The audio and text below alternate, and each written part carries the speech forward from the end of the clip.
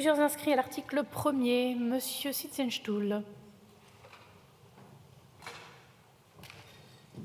Merci Madame la Présidente, je ne sais pas que j'étais le premier.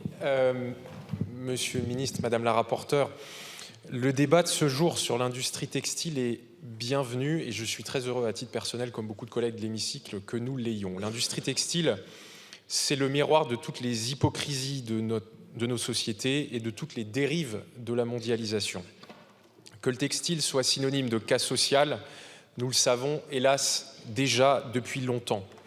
Que le textile soit aussi synonyme de casse écologique, c'est une réalité que nous ne pouvons plus passer sous silence.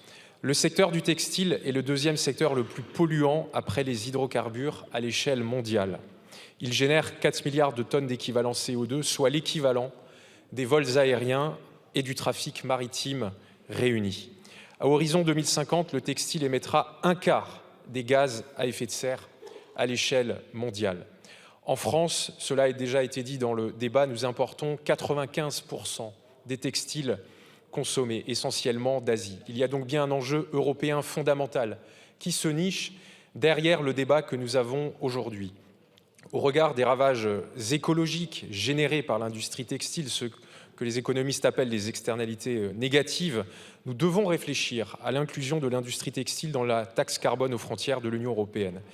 Si l'Europe veut s'imposer comme le continent d'avant-garde de l'écologie, elle ne peut faire l'impasse sur le textile. Monsieur le ministre, je présenterai un peu plus tard dans la discussion un amendement qui invite le gouvernement à réfléchir à l'extension du mécanisme d'ajustement carbone aux frontières. Il y a là, je pense, un nouvel horizon que l'Union européenne et le gouvernement français au sein de l'Union européenne peut porter. Je vous remercie. Je vous remercie. La parole est à Madame Diaz.